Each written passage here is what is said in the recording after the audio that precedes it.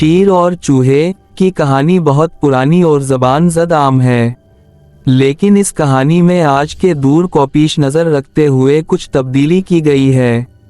تبدیل شدہ کہانی کچھ یوں ہے: ایک دفعہ ایک شہری چوہا گھومتے گھماتے جنگل کے اندر چلا گیا۔ وہاں اس نے دیکھا کہ ایک شیر سو رہا ہے۔ اس نے سوچا جنگل کا بادشاہ ہے، اس کی سواری کر کے دیکھتا ہوں۔ ویسے بھی سیلفی کا زمانہ ہے، ایک آدھ سیلفی بھی لے لوں گا۔ یہ سیلفی کا مطرز کوئی نیا تو ہے نہیں جو میں ہی اس کا شکار ہوں، بلکہ بہت قدیم ہے۔ قدیم زمانے میں لوگ یہی کام آئینے سے لیا کرتے تھے، جو آج لوگ اپنے موبائل کے کیمرہ سے لیتے ہیں۔ مختلف انداز، ڈھب اور طور طریقوں سے آئینے میں دیکھا کرتے تھے۔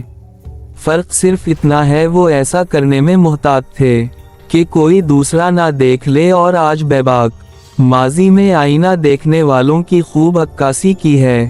بہرکیف اس چوہے نے سوچا کہ کیا تصاویر آئیں گے، کیسا اچھوتا منظر ہوگا، چوہا شیر پر سوار ہے۔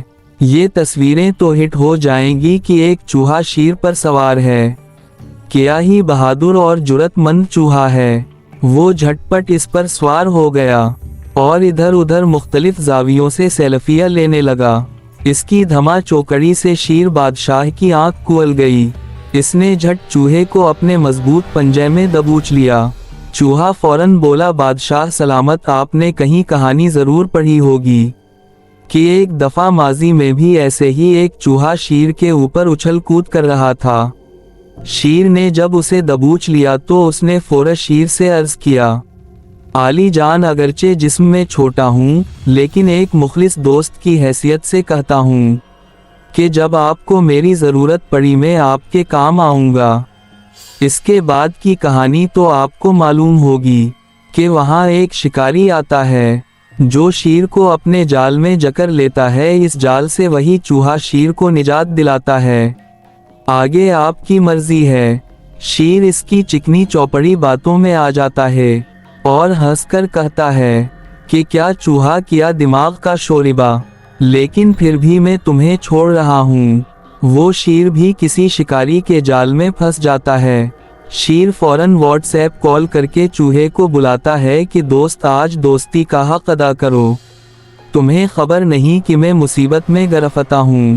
چوہا فوراً وہاں پہنچتا ہے اور ایک جانب سے جال کترنے لگتا ہے، لیکن یہ کیا، اس سے جال کاٹا ہی نہیں جا رہا تھا۔ جال کے تار باریک لیکن بہت مضبوط اور الجھانے والے تھے۔ ادھر ناقص غذائیں کھا کھا کر اس کے دانت قدریا خراب ہو چکے تھے، جو پہلے سے بھی انتہائی مضبوط اور دیدہ زیب جال کو نہ کاٹ سکے۔ اب وہ جال اس کے اپنے دانتوں میں ایسے الجھ گیا کہ وہ خود کو بھی نہ چھڑا پا رہا تھا۔ اتنے میں شکاری آتا ہے اور فوراً اسے پکڑ کر مار دیتا ہے کہ تو ہی وہ چوہا تھا جس نے پہلے بھی ایک شیر کو شکاری کے جال سے چھڑا تھا۔ چوہا مرتے مرتے یہ سوچ رہا تھا کہ یہ میرے دشمنوں کی سازش ہے، انہوں نے واٹس ایپ بنا دی، اگر وہ یہ نہ بناتے تو آج میں یوں مارا نہ جاتا۔ حاصل کلام، بادشاہوں امرا کا قرب کئی اعتبار سے خطرناک ہے۔ وہ اگر چاہ کچھ نہ کہیں، ان کے دشمن بھی جانے انجانے میں آپ کی جان لے سکتے ہیں۔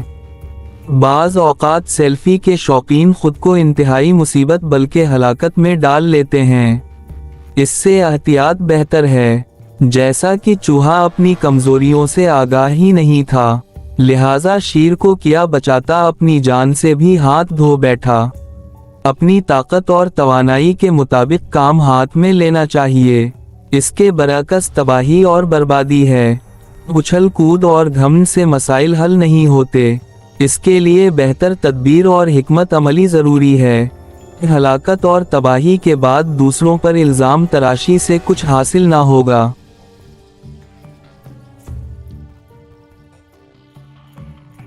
یہ کہانی آپ کو کیسے لگی؟ اچھی لگی تو ویڈیو کو لائک اور چینل کو سبسکرائب کریں اور بیل آئیکن بھی دبا دیں تاکہ نئی ویڈیوز آپ تک فوراً پہنچیں۔ ملتے ہیں اگلی ویڈیو میں، تب تک کے لیے ہمیں دیں اجازت۔ اللہ حافظ۔